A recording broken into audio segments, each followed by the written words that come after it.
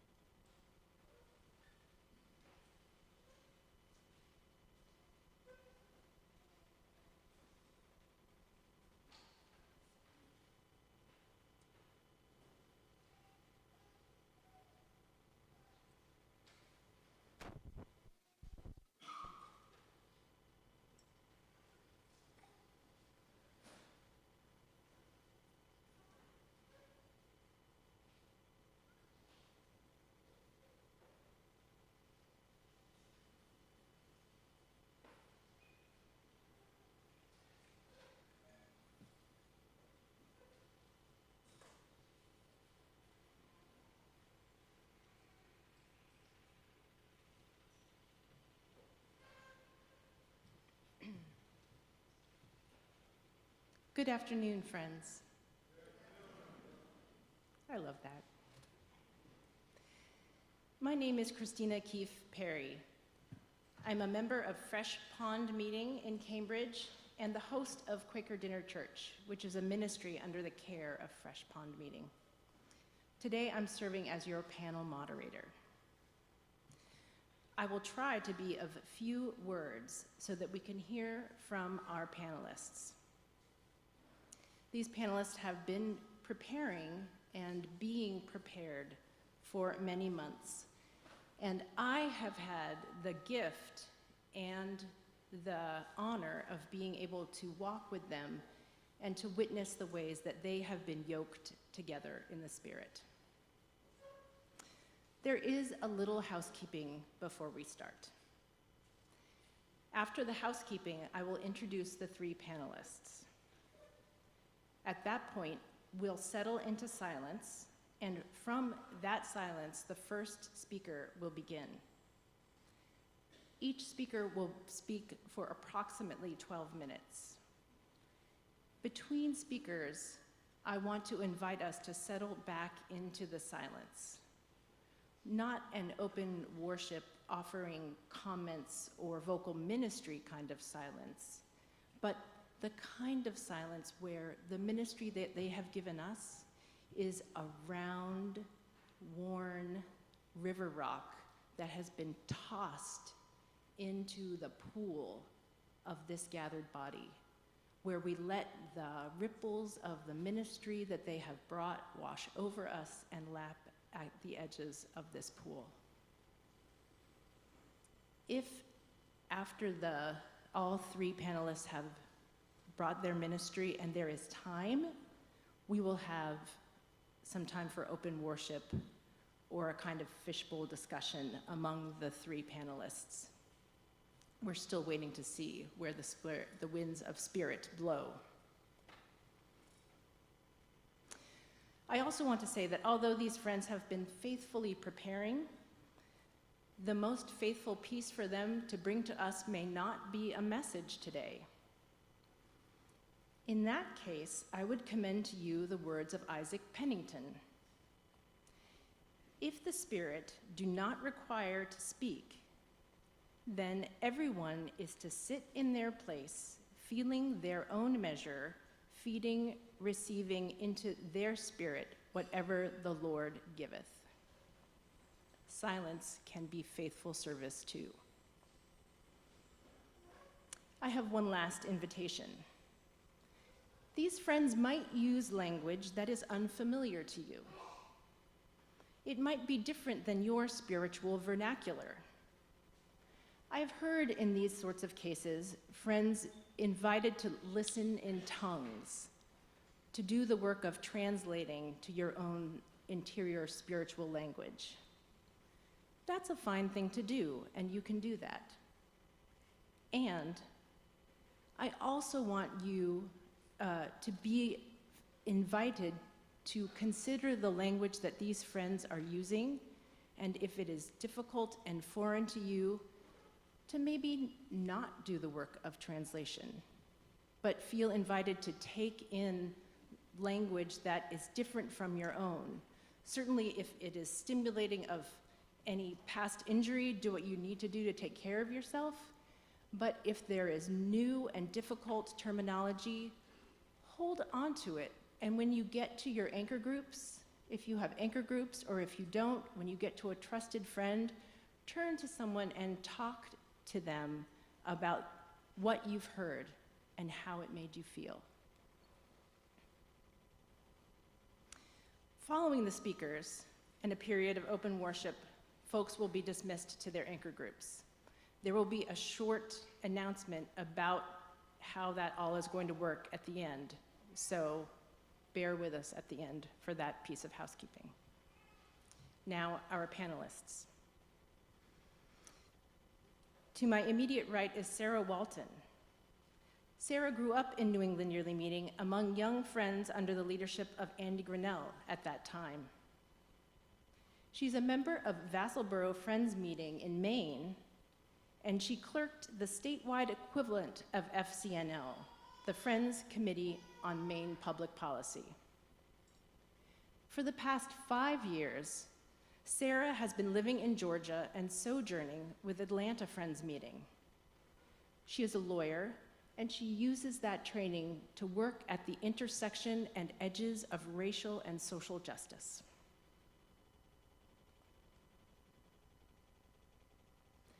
Next to Sarah is Adria Gulizia. Adria is a member of Chatham Summit Meeting in New York Yearly Meeting. She's also a founding member of the Friends of Jesus Fellowship. She has a ministry of writing, and Adria, too, is a lawyer who works in Manhattan. This coming winter, Adria is stepping boldly out of that work and into a period of discernment about what it looks like to have vocation and calling be more closely aligned.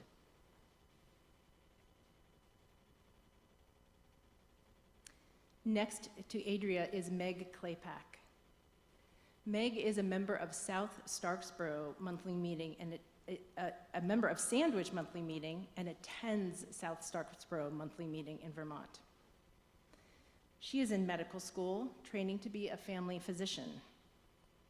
She enjoys long walks. In fact, Meg walked 87 miles from her home to this yearly meeting sessions as part of her preparation. When Meg isn't studying, she turns herself over to a deep discipline of prayerful listening. For months, these friends have been prepared and been preparing to address the theme of our yearly meeting sessions. In fear and trembling, be bold in God's service. Along with, it is as great presumption to send our passions upon God's errands as it is to palliate them with God's name. And love is the hardest lesson in Christianity, but for that reason, it should be most our care to learn it.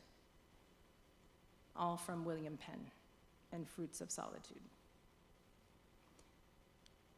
Let us settle into expectant waiting, and the first speaker will rise out of that silence.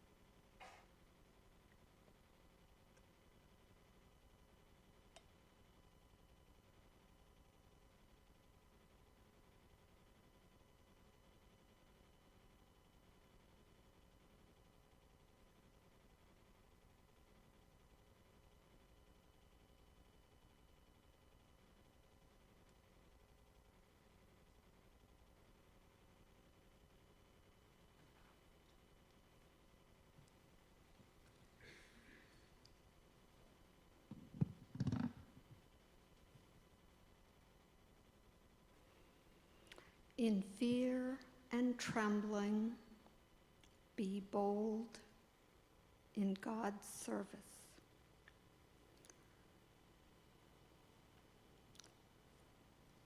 This theme, I first struggled with it quite a bit.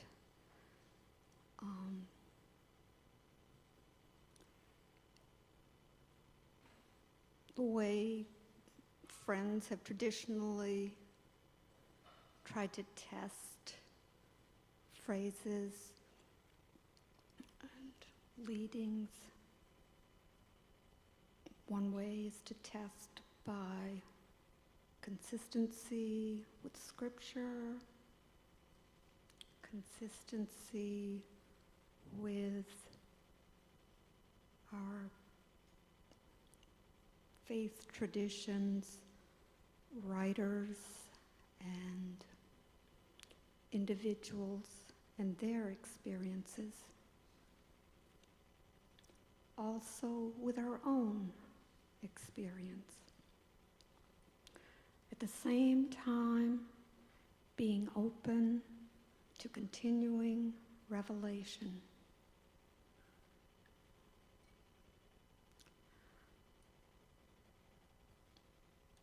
And so, for me, I knew that frequently what other people ascribed as boldness didn't really feel necessarily like boldness to me, but I could understand that part of that was stepping out, speaking up at what might be perceived as risk to myself or others.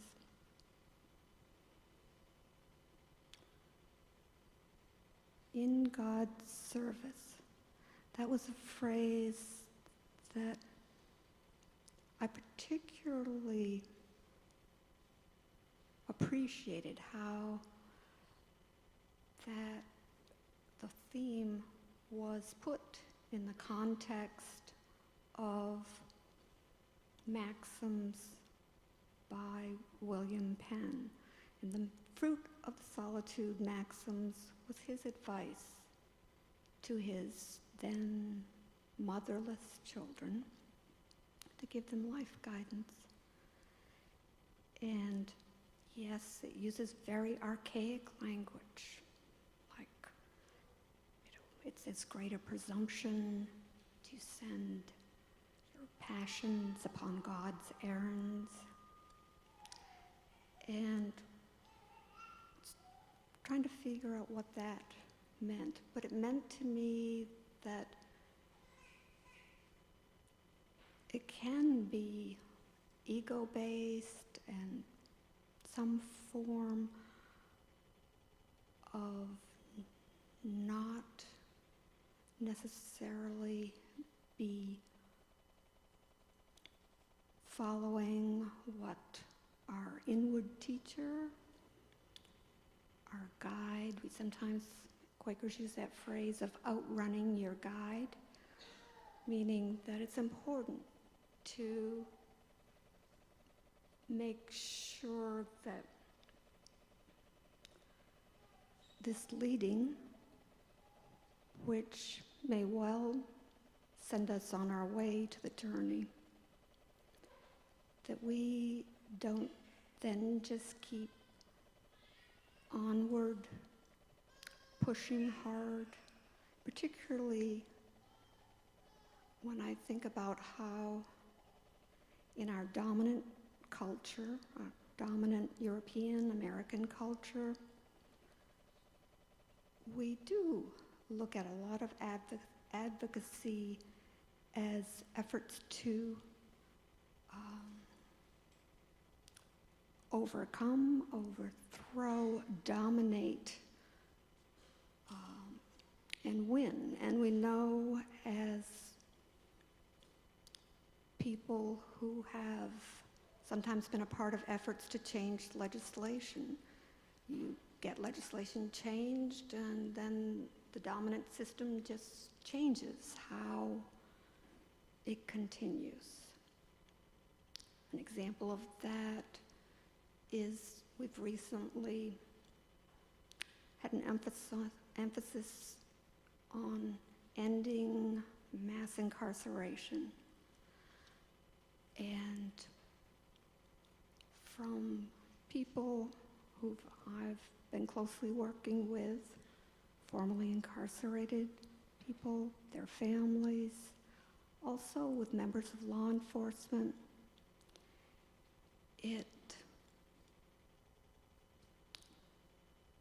we need to be aware that perhaps we are just moving from mass incarceration to mass community surveillance of those people who have often been oppressed.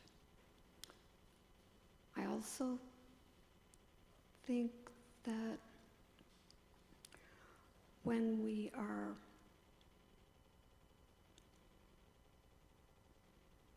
trying to discern what is in God's service, it just struck me as something that felt difficult. I wasn't sure what that meant. And these three separate phrases, in fear and trembling, be bold, in God's service, if you just change one word, instead of in God's service, you talk about in service of the good, that all can be found in Kierkegaard. And Kierkegaard was coming from a space of discernment, of a strong spiritual faith. But after a while, some of his ideas were used to sort of justify manifest destiny. And so it just struck me as a little hard. I also know from my own experience that people sometimes look to me as an expert on various things. I think that that can be an enormous opportunity to have arrogance that is fully not what God may be calling you for. When I was clerk of Friends Committee on Maine Public Policy in Maine under the tutelage of Ed Snyder, he always wanted us to make sure that we were focusing on issues that helped those who were oppressed, but worked with them, and that perhaps were issues that others were not working with. So that helped to sometimes things that people said were impossible, it made them possible. So the two issues that Ed Snyder had discerned as most important was greatly diminishing a horrific high use of solitary confinement, and also to support efforts for a Truth and Reconciliation Commission process between Maine as a state and the Wabanaki people, particularly with what happened with child welfare, in which children were taken from homes long after there was federal law specifying that you really did need to at least consider ongoing culture and what that family placements would probably be most helpful. And that also reminded me that sometimes, indeed, the road to hell is paved with Quaker good intentions. And one example of that might well be the Quaker Indian boarding schools, in which people were sure that they were doing the right thing, that they were doing what they believed was best. And another example might well be that although later Quakers repudiated it, that Quakers also brought the penitentiary system idea to this country. And if you're just looking at your own experience, it may well be that that would work with Quakers, but not necessarily prevent other people from it being an act of torture and trauma. So I would ask that we insert question marks. And part of that inserting question marks might be with each of the three phrases, and to find a way to hold our assumptions lightly. Hold assumptions that we make about other people, about what is right, and to listen to those most impacted. And I hold in my heart the Micah 6:8. What does the Lord require of thee but to do justice, love kindness, and walk humbly with your God.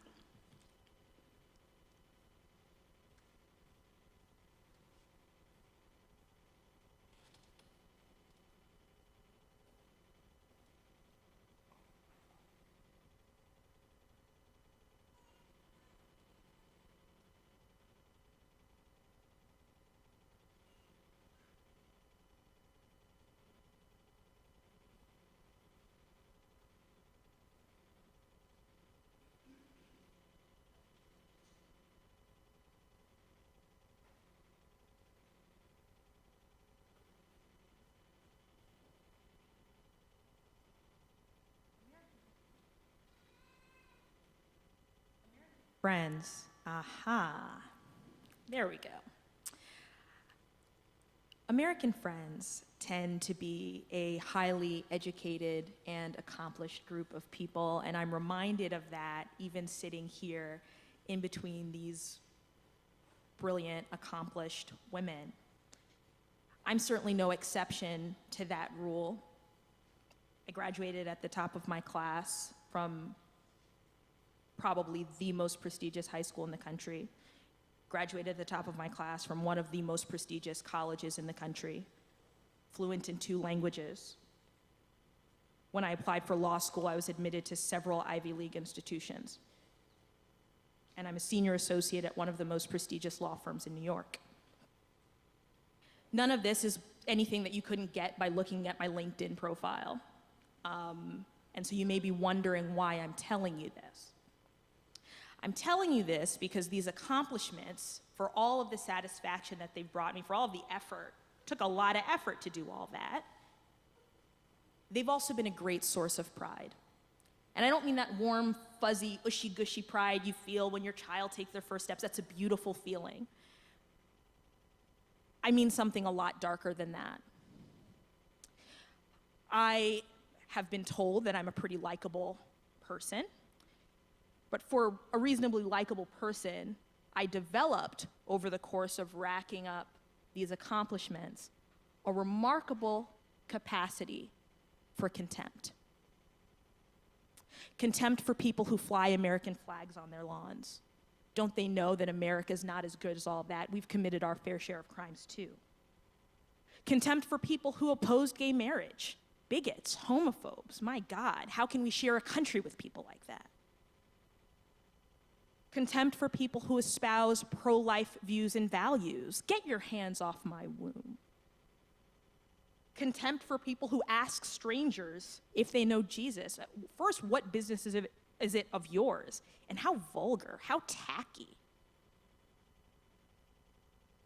As well-educated and well-informed as I was and am, I learned at a very early age to articulate that contempt, never rudely. Again, I'm a likable person. Wouldn't do to be rude. I was, raised to be polite. But incisively, eloquently, and stinking of pride. But nobody ever mentioned that because that's normal. That's how we are. That's how I was raised in the environment that I was raised. And it would not have occurred to anybody to ask me about being prideful because why would they? I was right. They were right. They agreed with me. I agreed with them. We were all on the same page together in our contempt. We often think of being bold in God's service as speaking truth to power, calling out racism and sexism and homophobia, and it is often that. I have a blog in the shadow of Babylon where I do some of that, and it's important. It's important to speak truth. But as a lifelong Democrat, even a Bernie bro, from a family of lifelong Democrats, in a secular environment, in a part of the country where everyone I personally interact with almost is a progressive, or at least pays lip service to social value, to social justice, surrounded by friends and colleagues who by and large share the same cultural orientation and assumptions that I do, it doesn't take boldness to rail against evangelicals or Republicans or gun owners. There's nothing bold about it. If you put speaking truth to power in the paradigm of David and Goliath, we're Goliath, not David. What has frightened me and disturbed me and required prayer and courage are completely different things. Committing to observe the Lord's Day as a Sabbath while I was in law school. I started that when I was in law school, and I stuck to that commitment through studying for the bar exam, which actually got me pushed back within my meeting. Oh, I'm not sure I would do all that. I mean, giving up a day of studying every week. And being the only Christian at my firm to request Sabbath observance, though there were plenty of Jews who did, that took boldness. refusing to participate in a friendly office pool because I believe, consistent with our Quaker tradition, that every dollar that we earn is a blessing from God and needs to be stewarded and not hazarded away on chance. That took courage. Praying for supervisors who gossiped about me and deliberately damaged my career. Launching a blog, my blog which I mentioned, which I had to disclose to our data management personnel as part of our media use policy.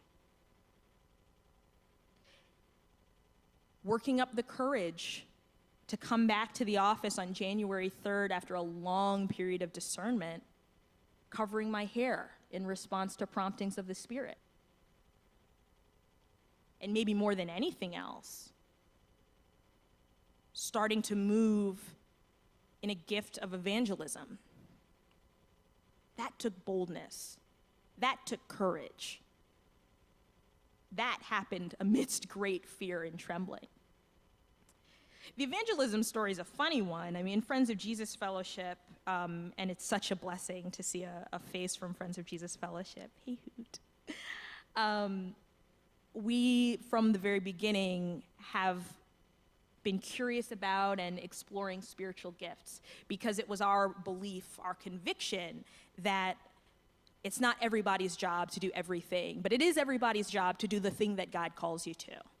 And so we took this spiritual gift inventory that had, I kid you not, probably 150 questions. And the idea is that you come up with a list of your active gifts, things that you're already doing, and a list of latent gifts, which are things that you should explore that maybe God is calling you to.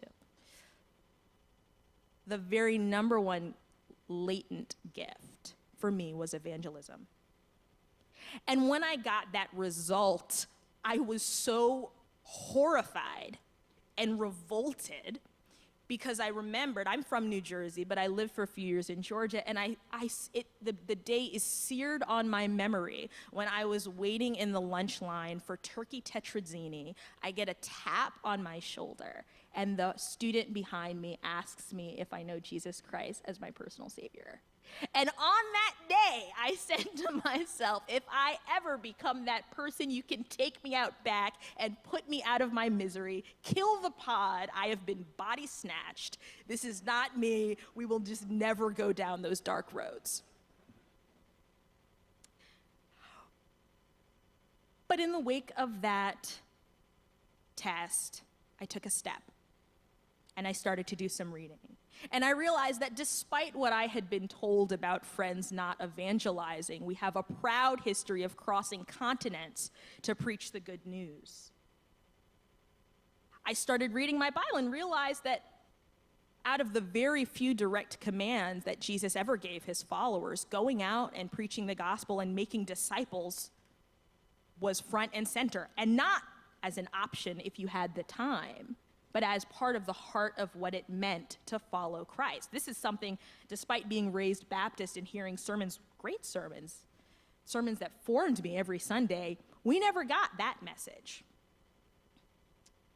And bit by bit, I learned what Jesus was asking when he told his disciples that they had to love their enemies. His followers, including the first friends who viewed the Quaker movement as primitive Christianity revived, understood that we have to stand strong against evil, strive for lives of honesty, fidelity, generosity, and holiness, but truly love the people whose lives show the opposite. And the only way to do that is to recognize the truth that our enemy is never the person sitting in front of us. I'm going to repeat that for emphasis. Our enemy is never the person sitting in front of us. Our enemy is the web of evil and weakness and insecurity that creates toxic ideologies, and you better be humble when you love that person because you're trapped in some of those webs too. That's what I realized. And so as hard as we have to fight, we also have to love, and we have to love twice as hard, because loving is a lot harder than fighting. That's what Friends traditionally call the Lamb's War, what other Christians call spiritual warfare. And I commend to your attention a book that we were not able to get because it's in the process of getting reprinted, called Reviving Old Scratch, which is a great book about spiritual warfare and the devil for people who are not sure that they believe in spiritual warfare and the devil. And so what I understood is that I had to take a lot of little steps to move along that path of love. But more than that, the challenge of love has been the challenge of losing all of the ways that I identified myself. And it's not, the harder part wasn't losing it to other people, but losing it to myself, losing my identity as clever and competent, urbane, sophisticated, not one of those people who would ever pray in tongues. Wrong. Not one of those people who would ever pray with a stranger on an airplane. Wrong. Not one of those people who would ever talk about evangelism, much less allow a friend of mine to publish a piece called Spirit-Led Evangelism on his blog, which he showed me the reads, and I was like, oh gosh, maybe I should have used a synonym, but here we are. And so being bold in God's service for me has meant becoming a fool for Christ. It's meant becoming everything I didn't hate, everything I despised, everything I had contempt for, everything that I knew in my heart I was better than. And it's been doing it over and over and over again, dying to the sense that faith is purely private.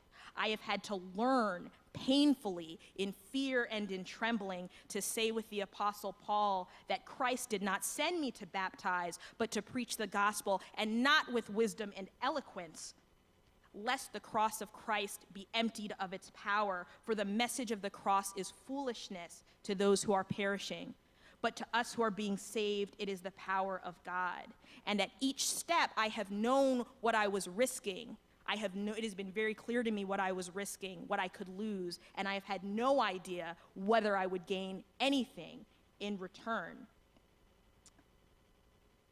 So I ask you, friends, have you met the Spirit of Christ? Do you know the good news? Have you encountered a gospel that you are willing to be a fool for? That you are willing to lay down education and cultural identity and political conviction for? Have you met a gospel that will let you sit down and break bread with Black Lives Matter activists and with men's rights activists, with activists for trans recognition, and with activists for gun rights? And if you have met that gospel, I want to encourage you that every step that you take in pursuing it and living into it is a step of eternal importance and moment. Because every person that you admire, every person who's been a hero visibly, has had to take 100 steps that were invisible of heroism in order to get to that point. And I know Christina is so gracious and I'm out of time, but I do want to read one passage that has been speaking to me so powerfully over the past months, over the past weeks. Because when we think about faith, it's very abstract, but faith literally means doing what you're called without any assurance that anything good will come of it, and knowing painfully what you can lose. And so this passage of faith is from Hebrews 11, and it goes on past this, and I encourage you to consult it.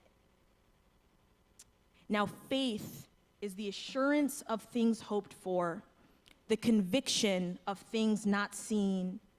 Indeed, by faith our ancestors received approval. By faith we understand that the worlds were prepared by the word of God, so that what was seen was made from things that are not visible. By faith Abel offered to God a more acceptable sacrifice than Cain's.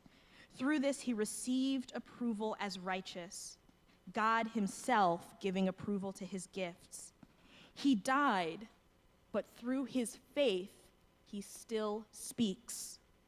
By faith, Enoch was taken so he did not experience death, and he was not found because God had taken him. For it was attested before he was taken away that he had pleased God. And without faith, it is impossible to please God. For whoever would approach him must believe that he exists and that he rewards those who seek him. By faith, Noah, warned by God about events as yet unseen, respected the warning and built an ark to save his household. By this he condemned the world and became an heir to the righteousness that is in accordance with faith. By faith, Abraham obeyed when he was called to set out for a place that he was to receive as an inheritance. And he set out, not knowing where he was going. By faith, he stayed for a time in the land he had been promised, as in a foreign land, living in tents, as did Isaac and Jacob, who were heirs with him of the same promise. For he looked forward to the city that has foundations, whose architect and builder is God. By faith, he received the power of procreation, even though he was too old, and Sarah herself was barren, because he considered him faithful who had promised it. Therefore, from one person, and this as good as dead, descendants were born, as many as the stars of heaven, and as innumerable as the grains of sand by the seashore. All of these died in faith without receiving the promises. But from a distance they saw and greeted them. They confessed that they were strangers and foreigners on the earth. For people who speak in this way make it clear that they are seeking a homeland. If they had been thinking of the land that they had left behind, they could have returned to it. But as it is, they desire a better country, that is, a heavenly one. Therefore, God is not ashamed to be called their God. Indeed, he has prepared a city for them.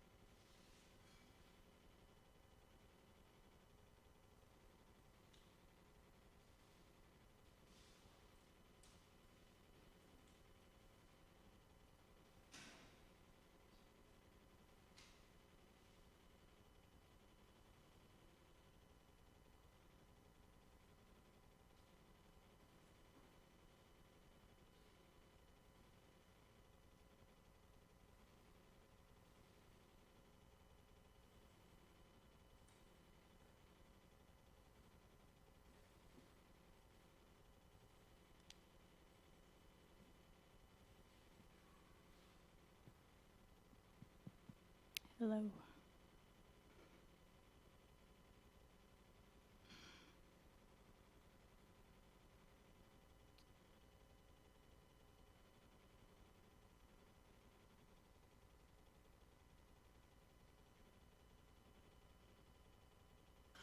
It's an honor to sit here in front of you today. The faith in my heart, the faithful life that I attempt to lead, is only possible, is only alive in this world because I know you are all walking alongside of me. I am utterly grateful.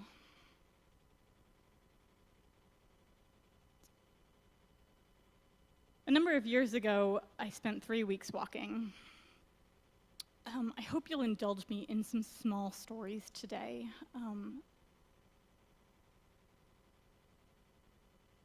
think the granular helps us see the enormity that is harder for me to capture in words. My partner Jay and I spent 3 weeks walking the length of Vermont. It's 270 miles south to north along the spine of the Green Mountains. On that journey, I discovered a freedom that I had never tasted before. We had an abundance of time.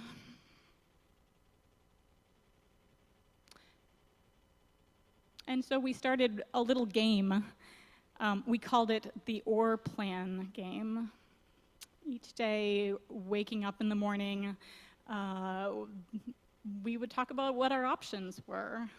We could hike 20 miles north to the next shelter, or we could sit in this comfortable shelter right here that we're already at, or we could walk to the next road crossing and hitch into town for ice cream. Or once I discovered how freeing hitchhiking was, I didn't see any reason we couldn't keep going and hitch all the way to California.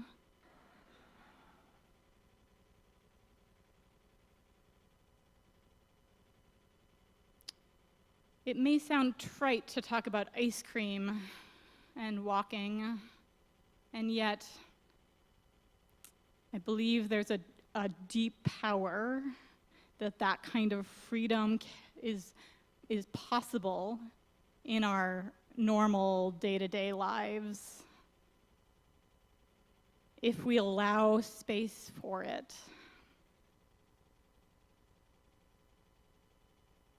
That the expectations of my parents, that the expectations of our society are not the ones that we need to serve, allows us the freedom of things like declaring bankruptcy, walking away from obligations to our relationships. In the challenging words of Mary Oliver, she asks, "Are you willing to disappoint another to be true to yourself?" With all of these seemingly limitless options in life, how are we to move forward? Which doorway do we choose to walk through every day? Why do I continue to show up at my job? Why do I continue to show up in my relationship? Why do I continue to show up at my meeting? What am I serving?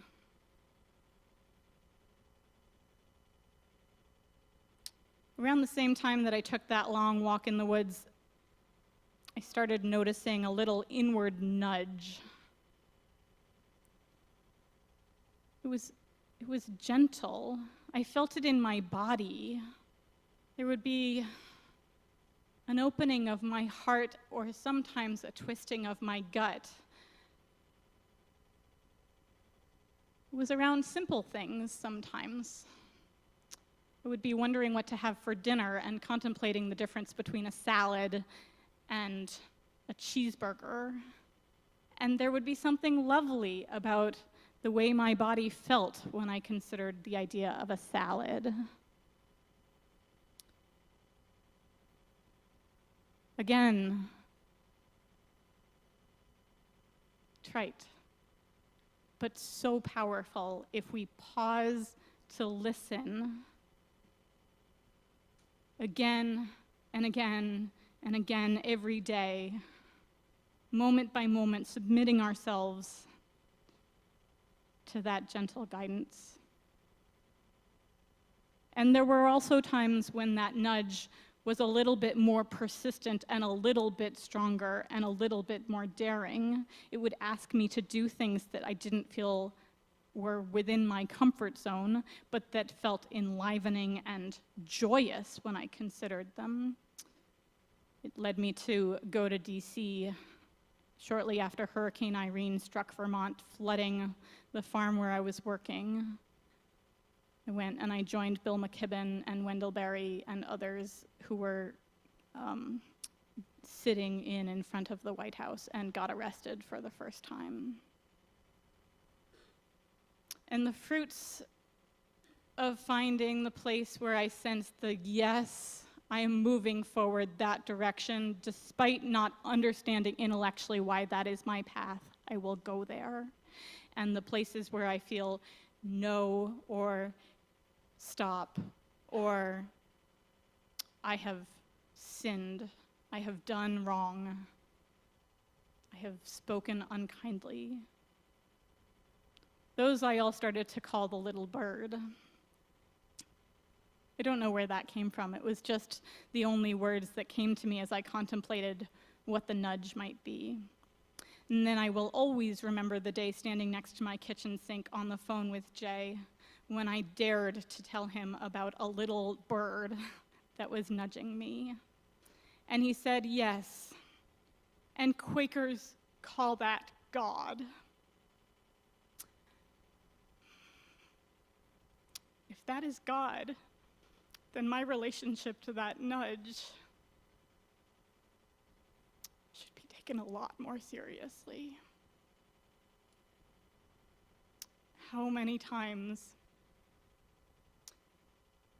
I have failed to listen,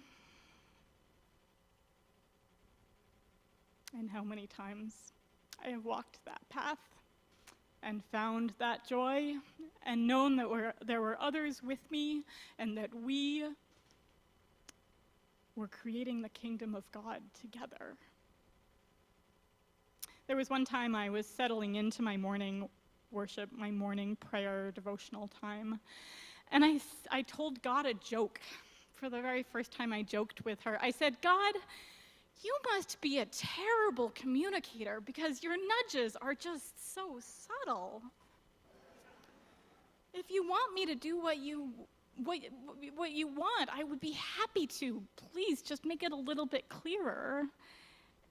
And you know what? In that moment, this beautiful bubble of clarity welled up in me. And she said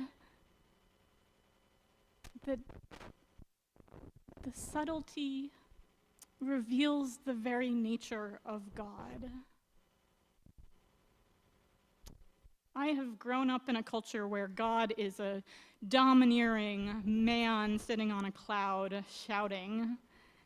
And to think of some new adjectives that are needing to be used here.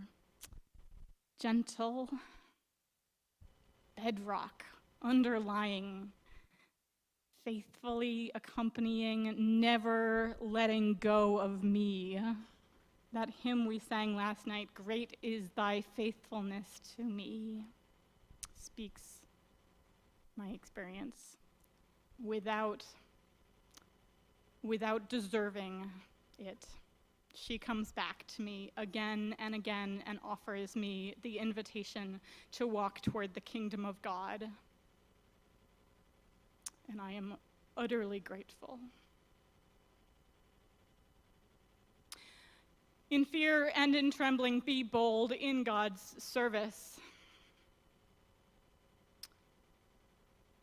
The funny thing about being bold there is I don't believe it's about an outward boldness. It's not about the level of risk we're willing to take.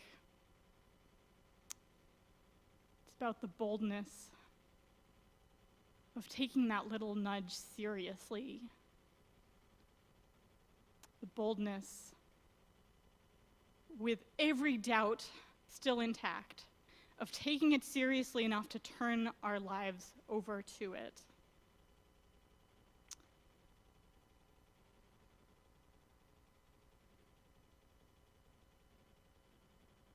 That we may together submit ourselves to that guidance and end up where we belong.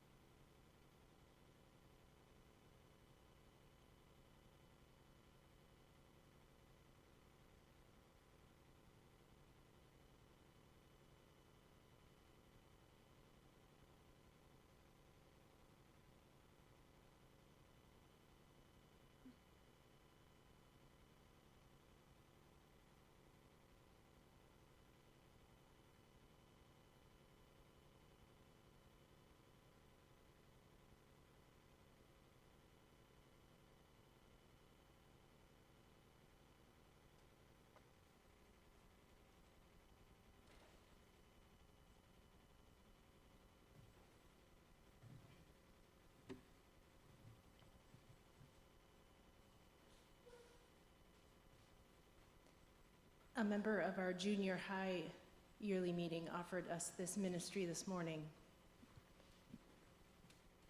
The community flourishes in transition, in the not quite being spaces.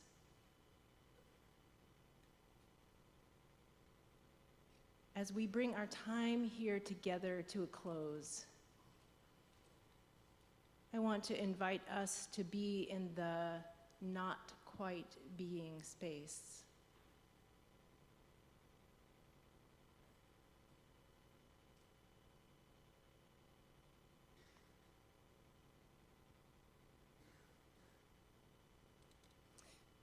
We will leave this time of gathering, but not this time of worship, and adjourn to anchor groups, or if you aren't in an anchor group, to the next piece that's right for you. A note from our anchor group conveners is that if you aren't in an anchor group and feel that there's a hole in your yearly meeting experience that could be filled by being part of it, it's not too late. There are still opportunities to join anchor groups. And if you want to do so, or you didn't find your anchor group yesterday, please see Jay O'Hara at the back of this hall as we leave.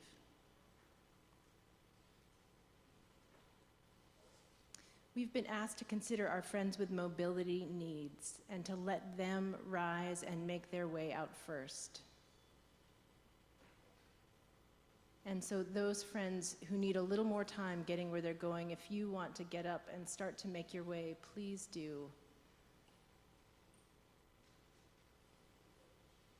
And those folks who are convening anchor groups, if you want to get up and go to the back so that those in your anchor groups can find you, please do.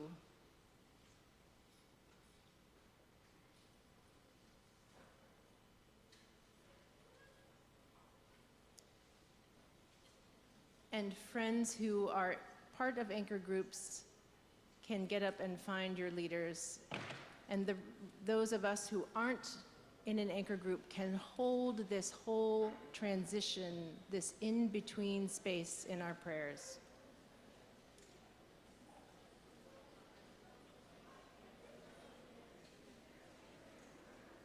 Thank you, friends.